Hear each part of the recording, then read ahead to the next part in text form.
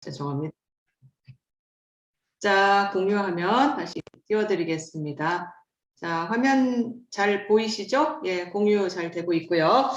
네, 네, 오늘은 방황하는, 그러니까 20세기는 이제 정보 사회, 근대하고는 달라졌죠. 근대는 이제 공장, 이제 땅에다 공장을 짓고 자본가가 자본을 투자해서 물건을 만들기 위한 그런 이제 공장을 만들면 근로자를 고용을 해서 임금을 주고 대량 생산을 해서 그것을 팔아 가지고 이제 자본가는 돈을 벌고 노동자들은 그것을 임금을 받아서 살아가는 근대의 사회죠. 그렇기 때문에 노동자도 필요했고 그래서 이제 노동자의 어떤 권리를 주장하기 위해서 노동조합이 생겨났고 이제 그런 사회였습니다. 자, 그래서 사회복지도 이제 그런 연결선상에서 보시면 될 것 같은데요. 근데 그것만 딱 보면 사실은 잘 이해가 안 가니까 선생님께서는 이거를 지난 시간에도 이제 역사에서 쭉 역사의 흐름에서 이제 어떤 차이가 있는지를 말씀드렸다면 오늘도 이제 역사적인 이해를 그러니까 어떤 식으로 사회가 변화되어 왔는지를 역사를 중심으로 말씀을 드리겠습니다. 자, 이제 그렇게 되면 항상 중세부터 이제 들어가죠. 자, 중세 시대는요, 보통 그 봉건 제도라고 하죠. 다 기억하시죠? 그래서 봉건 제도인데 이 봉건 제도라는 거는 이제 영주가 있죠. 옛날에는 중앙 집권적인 시대가 아니었습니다. 어떻게 보면 각 지역마다 왕이나 다름이 없죠. 그 귀족이 있었어요. 영주가 있었어요. 그러면 그 영주가 어떤 지역을 예를 들면 여기 삼척이면 삼척을 다스리는 영주가 있었습니다. 그러면 삼척이라는 이 지역의 영주가 이제 사실은 이제 왕이나 다름이 없었고요. 이 안에 이제 농노, 그 노동자들이죠. 노동자. 근데 노예는 아니에요. 농노, 그러니까 농민이긴 한데 노예는 아닌. 그래서 이제 그 영주가 가진 이 땅, 삼척이라는 땅 안에서 이제 소작으로 땅을 이제 빌려서 농사를 짓고 또 농사의 일부분을 뭐 20%면 20%를 이제 영주에게 바치고 나머지를 갖고 살아가는 그런 사회였습니다. 그래서 여기에서의 약자는 농노죠. 사회적인 약자는 누구냐면은 농노입니다. 그런데 이 농노는 사실 굉장히 중요해요, 영주에게. 왜냐하면 이 농민이죠. 이 농민이 없으면 자기 땅에서 일할 사람이 없기 때문에 그래서 그 이제 농노가 아프거나 문제가 생기면 누가 책임을 지냐면 영주가 책임을 졌습니다. 그래서 물론 나라가 있었죠. 뭐 한국이란 나라가 있지만 사실은 독일 같은 이제 유럽이니까 사실 유럽을 중심으로 독일이라는 나라는 있지만 사실은 개체 그 지역의 그 영주가 실세였기 때문에 국가가 주도적으로 어떠한 농민을 위해서 농노를 위해서 뭐 복지를 한다든지 뭐 그런 그들의 뭐 이렇게 어려움을 돌봐준다든지 그런 책임은 국가는 없었습니다. 국가는 어떤 사회적인 복지에 대한 책임은 국가는 없었습니다. 그러면 복지를 해줘야 하는 주체, 책임자는 누굴까요? 중세시대는 영주였습니다. 자기가 속한 농노들은 영주가 책임을 졌던 거죠. 자, 그리고 이제 근데 자, 산업사회로 들어왔습니다. 주로 이제 사실 이 책은요, 근대와 현대를 거의 비교를 한다고 보시면 되겠습니다. 자, 근대 산업시대에 들어오면서 자본가와 봉건 중세 시대의 이제 영주와 농노를 기준으로 본다면 자본가와 노동자로 이제 구분이 되죠. 그래서 자본가가 이제 공장을 짓고 노동자를 이제 고용하는 거죠. 그래서 농업 중심의 1차 산업 시대, 1차 산업이 아니라 공장 중심의 2차 산업 시대로 변했습니다. 그런데 그렇게 해서 이런 이제 자본주의가 발달하게 되었는데요. 저희가 이제 뭐 잘 알다시피 이 자본주의의 그 문제점은 뭘까요? 빈익빈 부익부죠. 부자는 더 부자가 되고 부익부 빈익빈이구나. 뭐 어쨌거나 순서의 차이죠. 부익부 빈익빈이죠. 부자는 더 부자가 되고 실제로 진짜 부자는 자기 재산이 얼마인지를 모른대요. 왜냐하면 그 계좌나 그 뭐 주식이나 통장에 들어있는 돈이 워낙 많은데 그 돈이 그냥 알아서 또 이자를 계속 불려준다고 하네요. 그래서 자기 재산이 진짜 통장에 얼마 있는지를 모르는 사람이 진짜 부자랍니다. 예. 가난한 사람은 점점 더 가난해지는 게 사실 이 자본주의, 이 그 산업시대의 이제 문제였습니다. 근데 이제 자본주의에서 사회적 약자, 자, 사회적인 약자들은 대개 이제 어떤 부류들이냐면 못 배우고 병들고 가난한 이제 주로 이제 노동자 그리고 노동자 계층이지만 일을 못하는 실업자들 이런 사람들이 이제 사회적인 약자였습니다. 이래서 이 근대시대 산업사회에서는 자본가는 점점 더 부자가 돼요. 그리고 국가도 부자가 됩니다. 왜냐하면 이제 강자는 누구냐면 이제 자본가가 되겠죠. 노동자가 열심히 일해서 물건을 팔아서 돈을 벌어들이니까 자본가는 부자가 되고 그 다음에 국가도 부자가 됩니다. 왜? 자본가가 벌어들이는 세금을 자본가가 내는 세금이 많으니까요. 그래서 이제 자본가와 국가가 이 사회적 약자에 대한 책임을 지게 되었습니다. 이제 공동으로 지게 되는 거예요. 그래서 이제 가난한 사람을 돌봐야 된다. 보통 이거는 누가 주로 얘기하냐면 이제 진보 세력들 그리고 소위 이제 좌우로 구분한다면 이제 좌파에 해당되는 이제 그 그룹들이 주로 이제 약자들에 대해서 돌봐야 된다는 얘기를 많이 하는데 사실은 좌파뿐 아니라 사실 좌우의 문제가 아니었습니다. 왜냐하면 이게 자본가나 국가도 우파에 해당되는 사람들도 이게 다 필요했었어요. 그 이유는 뭐냐면요. 이유가 있었습니다. 자, 국가를 기준으로 보겠습니다.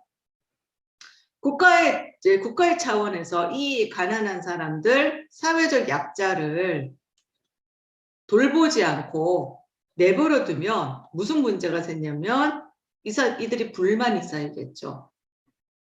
처음에는 어렵고 힘들다 하지만 나중에는 이제 원망이 생기겠죠. 불만이 쌓입니다. 그래서 이 사람들이 무엇을 할까요? 혁명을 일으킬 수도 있는 거예요.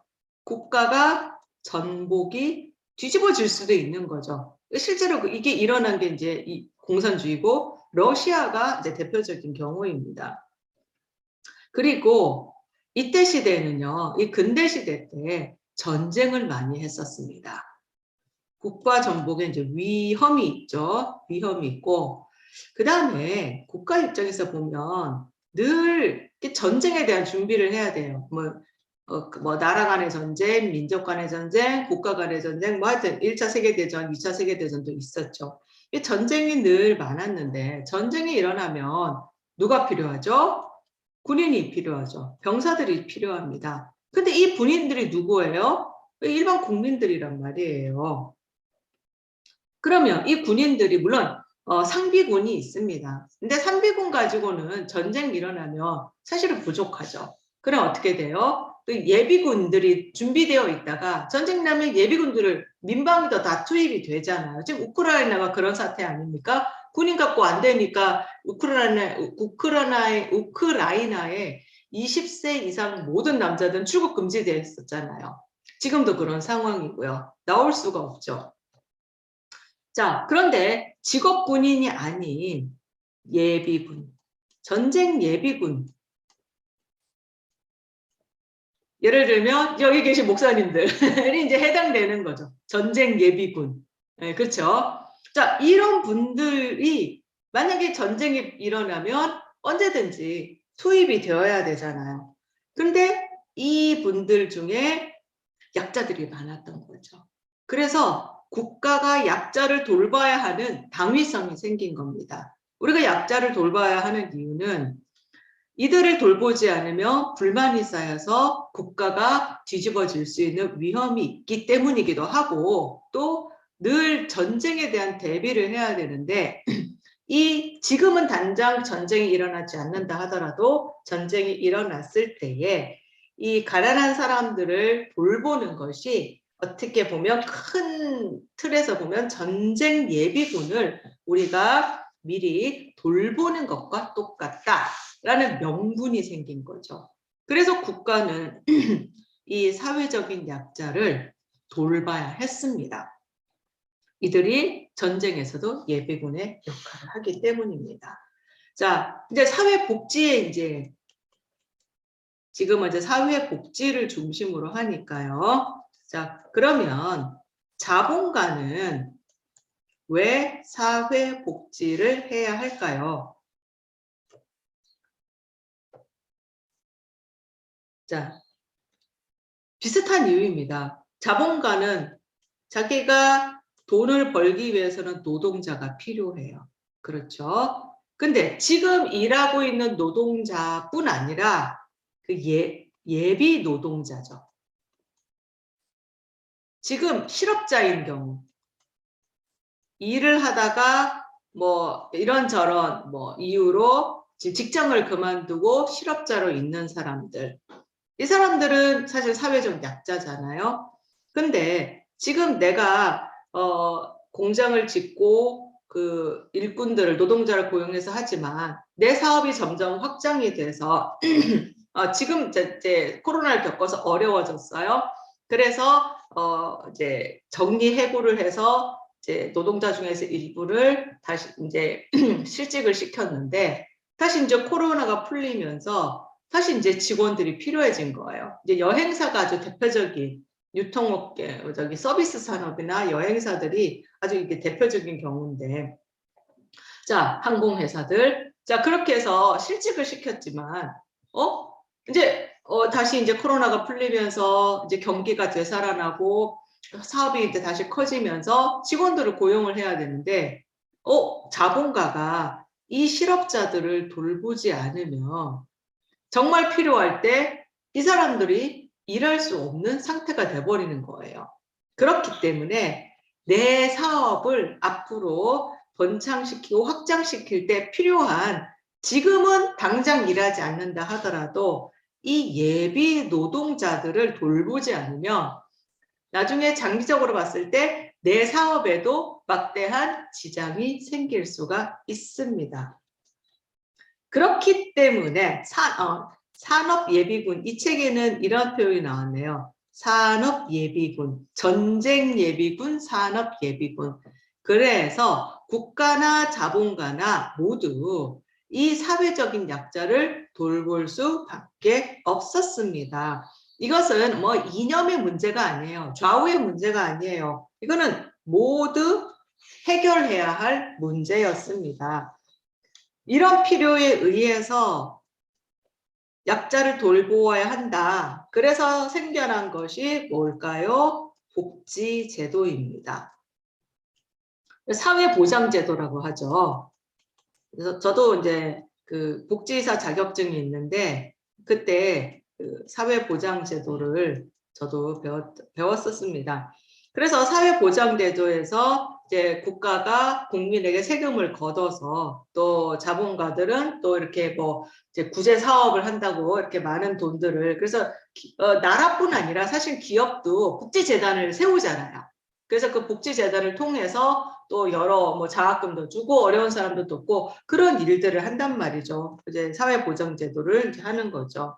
그래서 이제 국가 차원에서는 전쟁 예비군으로 투자를 하는 거고, 복지제도를 이제 실시하는 거고, 자본가 입장에서는 이제 산업 예비군을 계속 유지하기 위해서 사회복지를 이제 계속 이제 필요한 거죠. 복지를 이제 지속을 해 나가는데, 그래서 이 근대 사회에서는요, 이 복지 제도를, 사회 복지를 하는 이유가 도덕적인 이유일까요? 도덕적인 이유는 아니에요. 어떤 이유냐면은 그 정치적인 이유죠. 정치적인 이유와 자본가에게는 경제적인 이유로 이 복지 제도를 이제 실시하는 거고요. 사실은 이때 그 복지국가, 복지제도가 본격적으로 나오기 시작했고, 이를 기반으로 한 복지국가들이 많이 생겨나게 되었습니다. 그래서 특히 선진국일수록 세금을 어마어마하게 뗀다고 하죠. 실제로 그 우리가 뭐 복지 제도의 가장 그 좋은 모델을 할 수 있는 그 덴마크나 스웨덴이나 노르웨이나 이런 나라들은요, 거의 세금을 40% 거의 절반 가까이 떼간답니다. 그러니 뭐 피 같은 힘들게 번 돈 이제 절반 떼가십시오. 떼가 보십시오. 눈 뒤집어지죠. 네. 그리고 많이 벌면 더 많이 떼죠. 누진세가 적용이 돼서 더 많이 떼가는 거죠. 그래서 이제 그런 이유, 그 세금을 가지고 이제 사회적 약자들을 돌보는 복지제도가 잘 이제 발달되었죠. 그래서 근대 사회에서는 복지제도가 이런 이유 때문에 이제 필요했던 겁니다. 자, 그런데 이제 현대, 문제는 이제 지금이에요. 현대 시대로 와보니 공장을 세워서 하는 2차 산업이 아니라 아까 김성국 목사님께서 말씀하신 대로 정보사회 시도로 바뀌었습니다. 자, 이제는 공장도 물론 있지만 이게 이제 주는 아니에요. 주로 어떻게 있습니까? 노트북 컴퓨터와 사무실만 있으면 사무실도 사실 없어도 돼요. 언제든지 어디서나 할 수 있는, 그래서 대량의 노동자가, 다수의 노동자가 필요 없게 됐습니다. 이제는 아이디어만 있으면 누구나 큰 사업가가 될 수 있습니다. 뭐 대표적 IT 기업들이 대표적이죠. 소프트웨어 중심입니다. 그러면 노동자가 많이 필요할까요? 필요 없어요. 최소한의 인력만 있으면 됩니다. 그러니 근대 시대처럼 산업 예비군이라는 게 더 이상 필요가 없는 거죠. 국가의 차원에서도 전쟁 예비군, 과거에는 필요했습니다. 근데 예전만큼 필요하지는 않는 거예요. 사실 자본주의가 전 세계를 거의 통일하다시피 했거든요. 뭐 공산국가가 있기는 있어요. 뭐 사실은 뭐 북한은 엄밀한 공산국가는 아닌데 어쨌건 중국 공산국가 거의 유일한 공산국가 북한, 네, 그 뭐 공산국가라고 칩시다. 전 세계 2개밖에 없어요. 근데 문의는 공산국가인데 실제 내용을 들어가 보면 거의 자본주의예요. 그렇죠? 그래서 자본주의 통일이 됐기 때문에 갈등하기는 하죠. 근데 사실은 전쟁은 크게 일으키려고 하지는 않습니다. 근데 푸틴이 일으키는 거 보니까 꼭 그렇지도 않는 것 같아요. 그래서 전쟁을 이제 많이 하지 않기 때문에 예비군을 위해서 그렇게 많이 투자를 할 필요가 없어졌어요. 그리고 이제 과거 2차 세계대전처럼 사람이 싸우는 전쟁보다는 이제 주로 뭐 하죠? 첨단 무기로 그냥 뭐 미사일 한 대 볼에서 쏴버리면 이제 끝이 나는 그런 시대가 되었습니다. 자, 그러다 보니까 이 복지에 대해서도 이제 질문을 생기는 거예요. 그냥 예전에는 무조건 돌봐줘야 됐던 거죠. 그냥 실직하면 무조건 다 돌봐줘야 됐는데 정말 그렇게 무조건 돌봐줘야 되느냐? 이제 거기에 대한 필요하냐? 아니, 일도 안 하는 사람 언제까지 우리가 돌봐줘야 돼? 이 사람이 더 이상 뭐 산업 예비군으로 역할 못할 수도 있는데, 나는 이제 의문들이 생기고 반발들이 나오기 시작합니다. 그래서 무조건 복지에서 이제 대안으로 나오기 시작하죠. 무엇이 나왔냐면 사회복지로 바뀌었습니다. 예전에는 가난하고 정말 아무것도 사회적 약자, 특히 절대 빈곤층들이 있죠.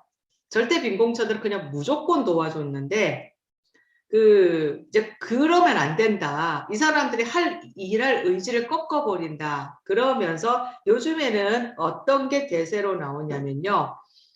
근로복지라는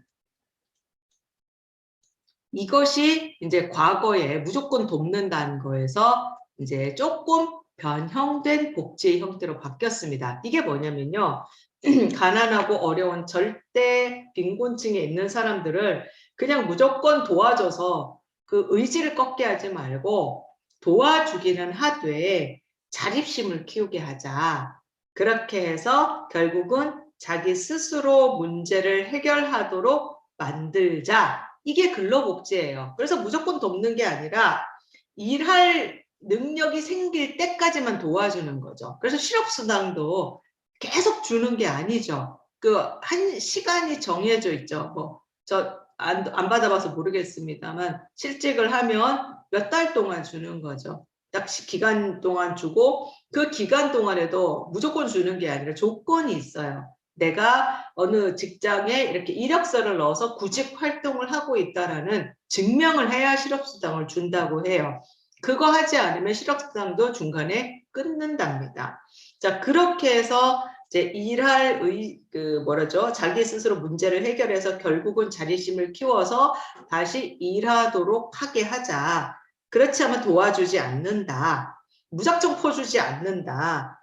그게 바로 이제 근로복지인 거죠. 그렇게까지 이제 바뀌었는데, 자, 이렇게 하다 보니 예상치 못하는 문제가 터졌습니다. 무슨 문제냐면요. 이미 이제 복지 혜택을 받고 있는 사람들이 이 나라에서 받아먹는 게 너무 편한 거예요. 실업수당 받으니까 너무 좋은 거예요. 그러니까 스스로 일하려고 하지를 않는 겁니다. 일할 생각을 하지 않고요. 나라에서 주는 보조금만으로 살려고 합니다.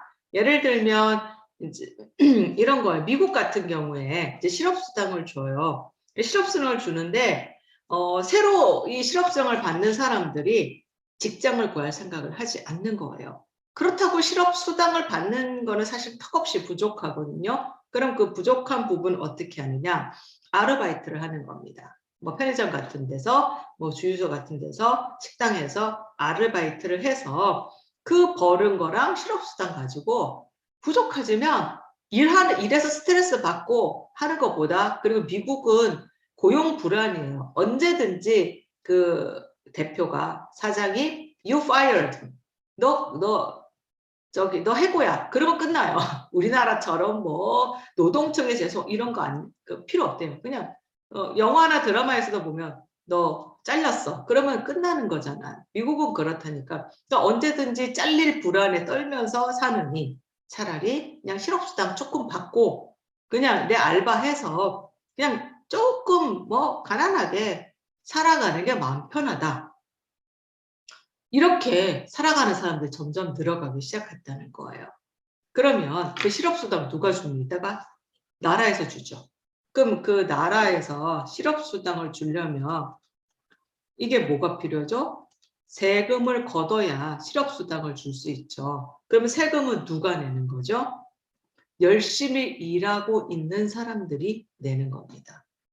그런데 점점 일하지 않는 사람들은 늘어나요. 근데 세금은 한정돼 있어요. 그럼 어떻게 해요? 더 많은 세금을 일하고 있는 사람에게서 걷습니다. 그래서 뭐 이런 명목, 저런 명목. 그래서 지방세인데 그 자동차 세금 이제 목사님들 내시잖아요. 저도 내면서 깜짝 놀라는 게 자동차 세금은 왜 교육세가 절반 가까이 붙냐고요. 자동차 세금이 저 같은 경우는 이제 모닝 하나 있는데 10년이 넘었어요. 그러니까 한 4만 원대를 내는데요. 4만 얼마인데 교육세가 2만 얼마더라고요. 아니 왜 자동차 세금에 교육세가 들어가 있냐고요. 근데 이거를 뭐 항의를 할 수가 없어요. 그냥 무조건 그냥 한꺼번에 일괄해서 무조건 내야 돼요. 그런 식으로 세금을 점점 더 많이 걷어갑니다. 그리고 또 임신하면 어때요? 돈을 더 줘요. 뭐 임신수당, 출산수당, 삼척은 그 인구가 많이 줄다 보니까 혜택이 굉장히 많아가지고요. 그 병원비도 내주고요. 그 삼척에서 산후조리를 하면요, 산후조리비 공짜로 다 해준대요. 산후조리원에서 하는 것도 한 200만 원, 일주일, 2주 한 200만 원 든다고 하죠. 많은 돈이 들어가는데 삼척 같은 경우는 그것도 나라 세금으로 다 해준다는 거예요. 또 아이를 낳으면 10살 때까지인지 제가 그 받아보질 않아서 꽤 10살 때까지인가요? 뭐 5살 때, 하여튼 그 7살 때까지 취학 전까지인가? 하여튼 그 아이를 위해서 육아수당을 계속 줍니다. 와, 그러니까 너무 좋은 거예요. 일 안 해도 아이 때문에라도 수당을 주네요. 그래서 출산 후에는 그, 어, 그 아이를 통해서 나라에서 주는 수당으로 그 실업수당에 알바에 아이를 통해서 오는 그 육아 그 보조금 이런 걸로 그냥 충분히 먹고 살아가는 거예요. 그래서 이슬람권에서 온 이민자들이 아이를 그래서 많이 낳는답니다. 그러면 10명씩 낳는 거예요. 또 이슬람에서는 뭐 낙태 불법이니까요. 그래서 임신수당을 받아 먹습니다. 사회와 나라와 기업은 이런 절대 약자들을 어떻게 해야 돼요? 먹여 살려야 합니다. 근데 특히 이슬람권의 아이들이 많이 낳는데 이 아이들이 또 그 사회에서는 또 인정을 못 받아요. 그러니까 사회 불만 세력이 돼서 자라서 뭐를 해요? 테러를 합니다. 그리고 점점 문제를 일으키고요. 그리고 이 이슬람 아이들이 점점 세력이 많아지다 보니까 그 미국 같은 경우에 원래 미국은 기독교 문화잖아요. 근데 점점 이슬람 문화가 기독교 문화를 잠식시키는 문제가 일어나기 시작합니다. 그리고 점점 이슬람 사람들이 많아집니다. 그리고 투표할 때도 이슬람의 영향력이 점점 커지게 되고요. 어쩌면 이제 미국에서 최초의 흑인 대통령도 나왔잖아요. 아직 여성 대통령이 안 나왔는데 점점 그렇게 이슬람 사람의 비율이 많아지다 보면 나중에 누가 알겠습니까? 미국의 대통령이 무슬림 중에서도 나올지도 모르겠습니다. 그러니까 복지 제도의 악용을 하는 경우가 이렇게 될 수 있는 거죠. 정말 열심히 일해서 세금 바치는 사람들, 젊은 사람들은 결혼할까요, 안 할까요? 요즘 젊은 사람들 결혼 안 하려고 해요. 결혼을 해도 아이도 안 낳습니다. 특히 이제 저희 자녀들이 다 20대잖아요. 20대인데 물어보면 제 딸도 굳이 결혼해야 되냐, 굳이 아이를 낳아야 되냐 이러고 있어요. 제 아들도 여자친구가 있는데 고민이더라고요.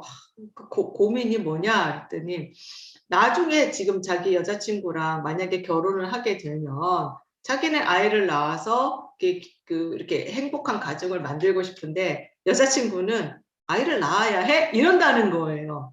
그래서 이게 갈등이 될까봐 그게 또 고민이라 그러더라고요. 근데 남의 얘기라고 함부로 못하는 게 제 딸도 그러고 있거든요. 그래서 이게 남의 얘기가 아니구나. 그래서 결혼도 안 하고 정말 열심히 일해서 많은 돈을 벌고 싶은데 그렇게 죽으라고 번 돈 절반 가까이 어떻게 할까요? 세금으로 뺏겨요. 근데 그렇게 열심히 일하는 사람들에게 돌아온 혜택은 별로 없는 거예요. 내가 지금 열심히 일한 거 가난한 사람들을 위해서 복지 세금으로 나가고 내가 또 지금 열심히 일하는 거 어른들을 위한 연금으로 나가고 정작 내가 나이 들었을 때는 연금을 받을 수 있을지 없을지도 모르겠다. 지금 이게 사실은 20대들 불만들이더라고요. 오히려 일 안 하고 노는 사람들의 기본 생존으로 이 모든 세금, 모두는 아니겠죠. 많은 부분 세금으로 들어가고 있습니다.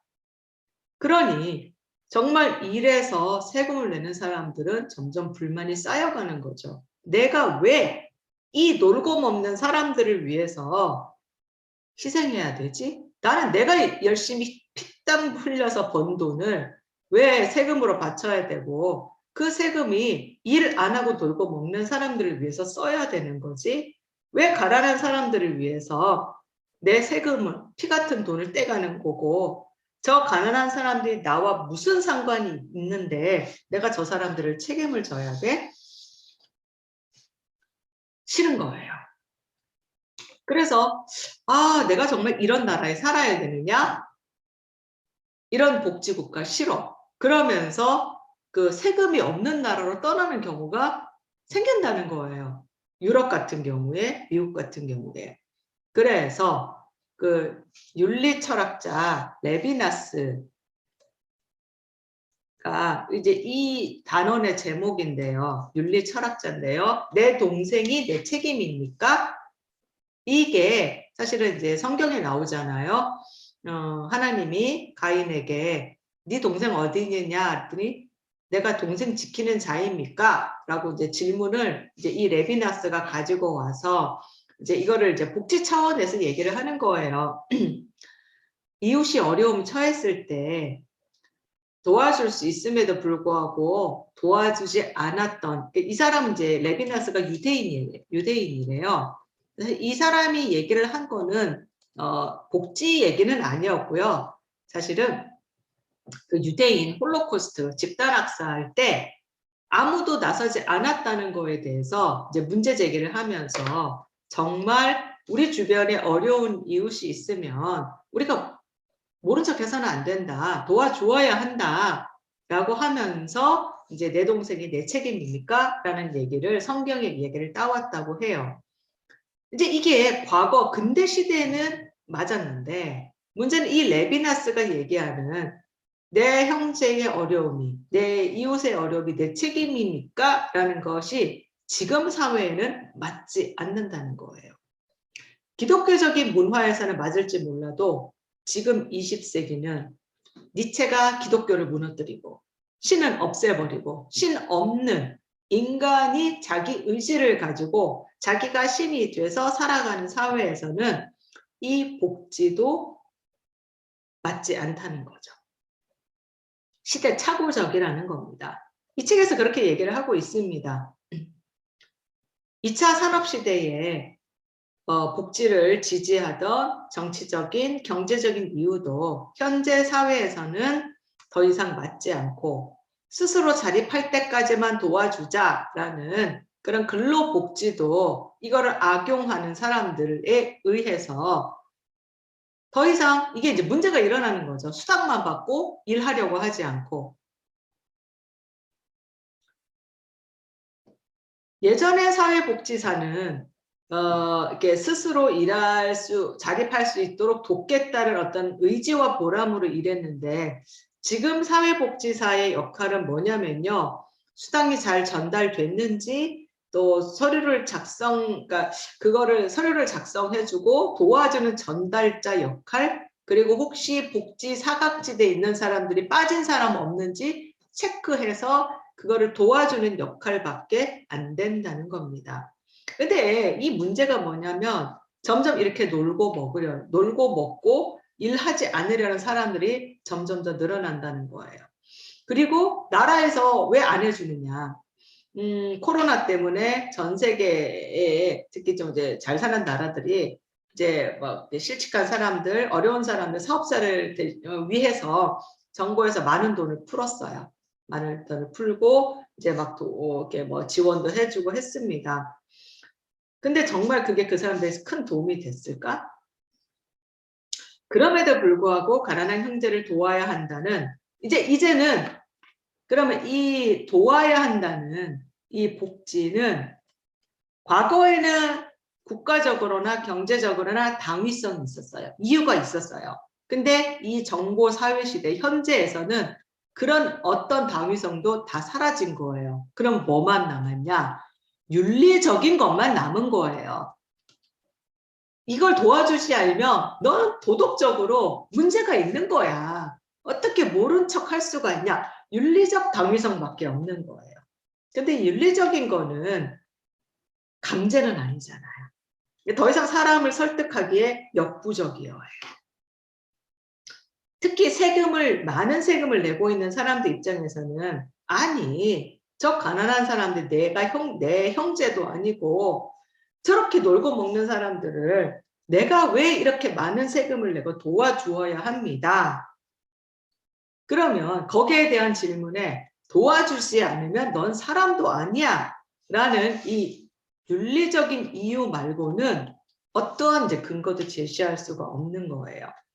그래서 현재 복지 정책이 어떻게 되어 있냐면 이건 뭐 어느 한 나라의 문제가 아니라 전 세계의 문제라는 겁니다. 지금 이런 시대라는 거예요. 복지 정책도 위기고 좋은 취지로 시작을 했는데 어디나 이거를 꼭 악용하는 사람들 때문에 문제가 일어나는 거죠.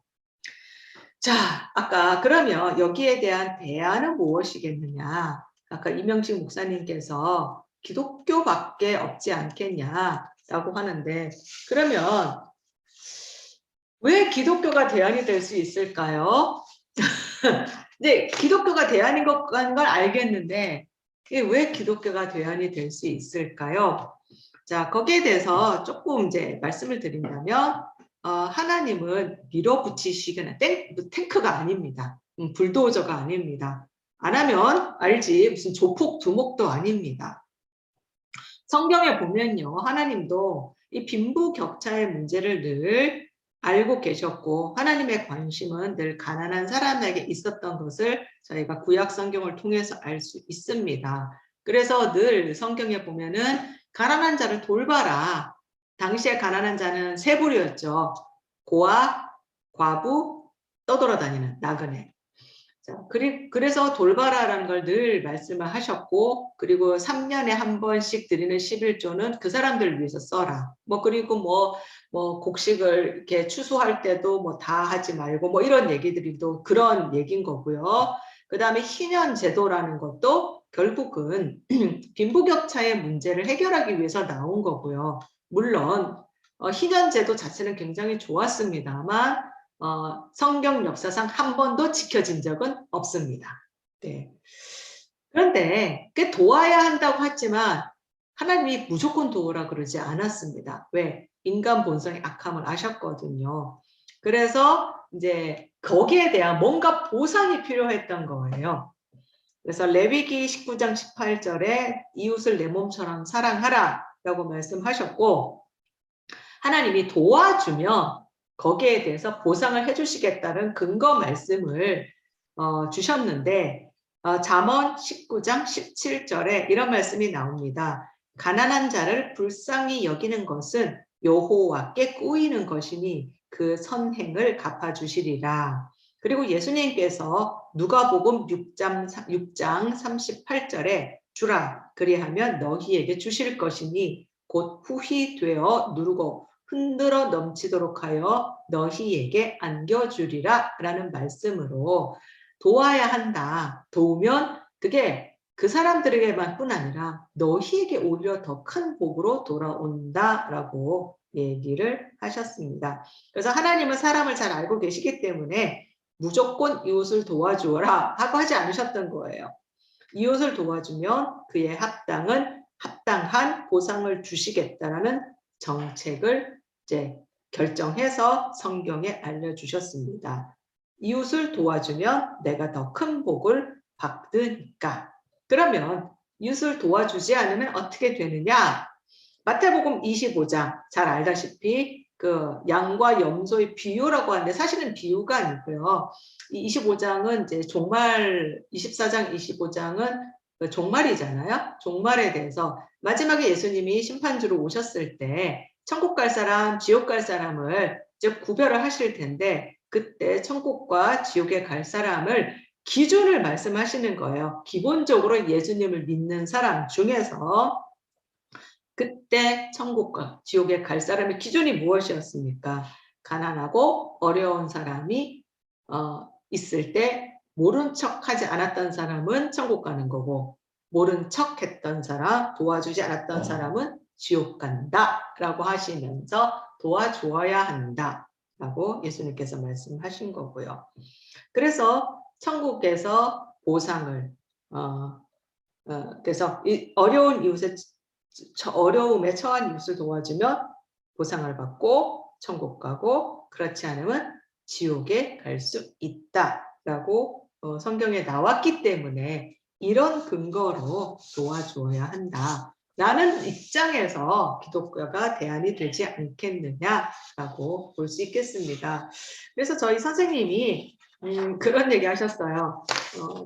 그 성경에서 절대로 가난해지지 않는 두 가지 비법이 있는데 첫 번째는 11조, 두 번째는 이웃에게 나누어 주는 것이다 라고 얘기를 했습니다. 자, 여기까지가 그 방황하는 개인들의 사회에서 사회복지 관련된 부분입니다. 혹시 질문 있으신가요? 다 이해하셨죠? 네. 예, 질문 없으신 것 같네요. 자, 그러면 공유하면 네, 마치도록 하겠습니다. 네, 수고하셨습니다.